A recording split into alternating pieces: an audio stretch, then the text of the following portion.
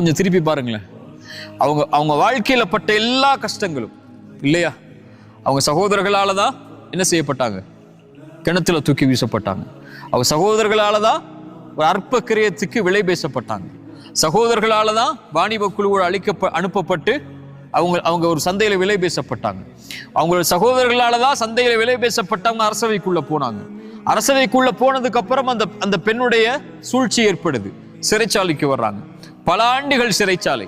ஒரு கனவுடைய விளக்கம் 2 பேருக்கு சொல்றாங்க, நினைவுபடுத்த சொல்றாங்க அரசர்ட்ட. அவர் மறந்துடுறாரு, ஷைத்தான் மறக்கடிச்சிடறான். இன்னும் பல ஆண்டுகள் சிறைச்சாலை. அதற்கு பிறகு அரசனுடைய கனவுக்கு விளக்கத்தை சொல்லி மக்களிடத்துல கண்ணியத்தை பெற்று மறுபடியும் அரசவைக்கு வர்றாங்க. அத்துணை ஆண்டுகள் தந்தையை அவங்க பிரிஞ்சுட்டாங்க, அத்துணை ஆண்டுகள் உறவுகளை பிரிஞ்சுட்டாங்க. எல்லா கண்ணியமும் எடுக்கப்பட்டுடுச்சு. ஒரு நபிய விலை பேசினாங்க சந்தையில், ஒரு நபி சிறைச்சாலைக்கு அனுப்பப்பட்டாங்க. இவ்வளவு சோதனைகளையும் இவ்வளவு